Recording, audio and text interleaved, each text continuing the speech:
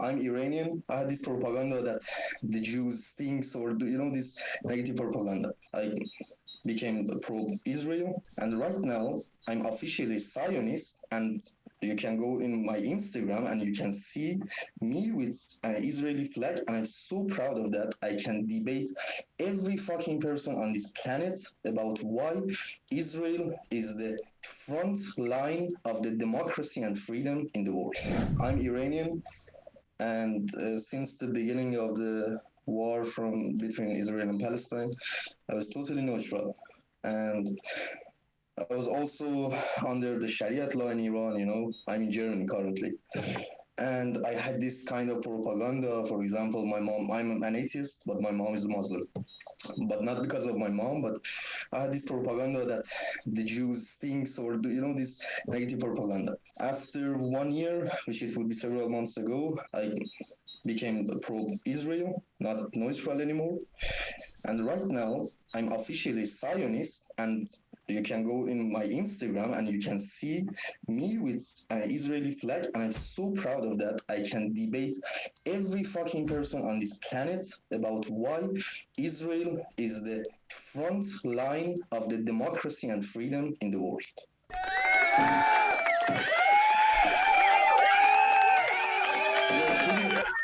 Put it on Instagram. Wow. For the people to see that how we Iranians, and I have just one expectation from you Israelis, that you people have to be the biggest voice for the distinction between the people of Iran and the woman life freedom sound. It's just this slogan that we have to spread it more and keep it alive. Woman life freedom, Masajina Amini. That's all. Together we can finally, after 45 years, be friends again. And yeah, let's go for peace in the Middle East. And your job is perfect, bro. You people and people like you, I love what you are doing. I know that long content is not suitable for your Instagram, therefore I want to keep it short. Yeah, love your job. Wonderful. First of all, I love the people of Iran. I make the distinction between the Islamic Republic of Iran and the people of Iran. And I say it constantly that my biggest dream is for the Jews in Israel to be able to travel to Iran, and for the Iranians in Iran, the Persians in Iran, to come visit Israel. I know I speak to many Iranians, but they don't allow me to post anything because they're scared of the consequences. So I'm understanding, with you it's fine that I post it? Do you want me to blur your face? Anything? Bro, I'm in Germany. I'm already, the Nekbat Day. In Germany, last year in Berlin, it was banned. Nekbat Day. This year, suddenly, we don't know how, it was allowed. We had just 30, 20 people in Berlin go to Welt or ZDF and others and check. 20, 30 people in Berlin, they were the only voice that with the Israeli flag and other side with that fear in those neighborhoods against tens of tens, yeah, they were so many because these radical lefts of Germany, they were also with them, this narrative and this stuff. I was one of those 20, 30 people on that protest against them. Bro, I don't fear of anything. I've lost my country because of Islamism. I don't want to lose this country that I see as my second home, Germany. I don't want to lose that. Yeah, and post it, bro. Post it and spread it, and yeah, I'm so excited. Your content is perfect. I mean, we need this stuff. I'm also political activist. We need this stuff, and I write my Instagram also for you. Please, imagine right now you could say one thing to the people from Israel watching you, because we do have a lot of tension with the Islamic Republic of Iran right now. What do you want people in Israel to know about Iranians and about what the majority of Iranians think and feel about Israel? Whatever you want to say, it doesn't matter that it's long. I also post on YouTube. Whether we like it or not, we are the builders of the Middle East, our ancestors. And whether we like it or not, we are so combined, we have a really combined culture. And I invite Israelis to go to Tel Aviv bazaars and ask how many people have Iranian roots. Even as I remember, so many people in defense and military system and this kind of stuff, they were one of them. They were from Shiraz, Isfahan, with the background and even directly. So therefore, even we can see this contribution of Iranians in Jews culture, and it's so interesting. Before the Islamic Revolution, I think the biggest population of Jews, except America, or the biggest in the world, was Iran. So whether we like it or not, we have to love each other. And I had um, I had a I know the German speech in one of the protests in Berlin the night that Iran, the Islamic Republic, launched missiles on Israeli soil, and Israel was giving the answer. And you have that feeling that Israel, whether you like it or not, they attacked your country. And in that speech, just improvising, I said to the Israelis that they were there, so many German Jews and Israeli Jews that they were there. I told that, which they liked it so much. I said that I saw fear in my country for my people, but I saw it also in videos for the people of Tel Aviv. It doesn't matter how many people are died or what happened. The point is, governments, especially in this case, just Islamic Republic, they are trying to cut this connection that happened after a long time. Benjamin Netanyahu was the only president that after the heat of woman life freedom revolution is still saying that motherfucker is saying in Persian, Zan Zendegi Azadi. That's a badass move. What does it mean? A woman life freedom in Persian. And I had to say just one thing, but it's so complicated that I can't say. But the point is, the point that I want to make is that we can't let this connection to go away. We have to know that we belong to each other. And we would break your economy after the freedom of Iran. We would get these all Jews from Israel to Iran. I mean, we don't let them to stay there. They belong to us. Have you ever seen a video of mine saying what my favorite food is? No. It's gourmet sabzi and fesenjun. Bro. The pronunciation was also perfect. Nice. No, I also love. It's so funny and surreal. The night that Israel was attacking Islamic Republic military basements, I was eating for the first time in my life the real Israeli-made hummus. That was a fucking surreal thing for me, just randomly. Yeah, I love hummus also. It's wonderful. I don't want to take your time. It was so wonderful to see you. Oh my God, I'm so excited. I want to tell you that I know this video is going to do well. I mean, I think you know that already, because people love, especially, I think one of my most successful videos was with a person from Iran saying that he loves people from Israel. This video did incredibly well. So I hope would you like me to tag you? Would you like me to tag you? Yeah? Absolutely. You're going to get some followers. Bro, I don't want to discriminate, but if they would be Jews, would be better.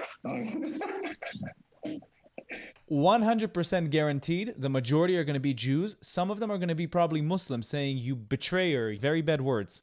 Fact doesn't get changed. Whatever they want to say. Fact, the myth. I know you love Mossab Hassan Youssef. The next Prime Minister of Israel can be Mossab Hassan. I love this man, really. I mean, I have so much empathy and same kind of, because I got born under the Sharia law. I mean, I've read Quran without that I want, and I'm an atheist, materialist. I don't care about anything. I mean, the point about the Jews is that I don't care about the Jews' God or Torah or anything. I don't really give a fuck about religion. But Jew is a culture. You can be cultural Jew, and that's really important thing. For example, as an atheist, I define myself as a cultural Zoroastrian, because my history, whether I like it or not, it comes from my Torah, Avesta. So it's a different thing. But Islam, let's not talk about that. Let me ask you something. What changed your mind? You said you grew up under, a Muslim mother and, of course, an Islamic way of teaching and culture. What changed your mind about Israel and about, the Jews and what they taught you about the Jews? What was the turning point for you? I was really a skeptic person. It was not in 1 second, but no. But the fun point is that I was. Oh, fuck it. I want to say it simple. Dying of Sayyid Hassan Nasrallah. That, I mean, at the end, I saw that Israel is doing something. Because Hassan Nasrallah was the biggest saint in our mind that from the age of 6, my mom was, because my mom is getting fed by this narrative from the Islamic Republic. And the fun thing was that he was kind of saint that he's so living so secret and no one can reach him. Just one rocket and guts, I love. That was the turning point because I saw that shit, they are killing a terrorist leader finally. I mean, that was the biggest turning point. Also, Musab Hassan Yusuf, because he is from there, it's so, and the geopolitical perspective that he says, because the people say that Israel is occupying there or there. I don't want to go into that argument that they are occupying or not. I would say, yeah, 100% Israel is occupying. Motherfucker, east to the west is 2 hours. All the country, they want to kill all these people. Therefore, geopolitically, militarily, they have to be able to defend themselves. Yeah, as an Iranian, I would occupy the whole world to defend my people. And Israel should do the same. But yeah, that's a matter on the ground. Therefore, Musab Hassan Yusuf and Sayyid Hassan Nasrallah. That was the turning point. Navid, it was a pleasure talking to you, and I'm gonna tag you for sure. If you want, I can even collab with you on it, so it's gonna be posted on your profile as well, and people can click on your name. That way, people can go directly to your profile. If you get some hate, it's I'm sure you already get some hate, so you're used to it. But you're gonna get some hate for sure. I'm just preparing you. Just ignore it. It's nothing. Let it blow past your ears. I think what you're doing right now, which is you're taking part in the liberation of Iran. I think it's the most important thing in the world right now, and I'm so proud of you for doing this, and I'm so proud for you watching my content. It really warms my heart when I see Iranians speaking positively about my content, and it's what's surprising me the most is that your turning point was pretty recent because Hassan Nasrallah was assassinated not too long ago. Yeah, that's the point. The best position that I could take was that I'm neutral, and also for one time I was getting this narrative that Israelis are fine, Zionism is evil.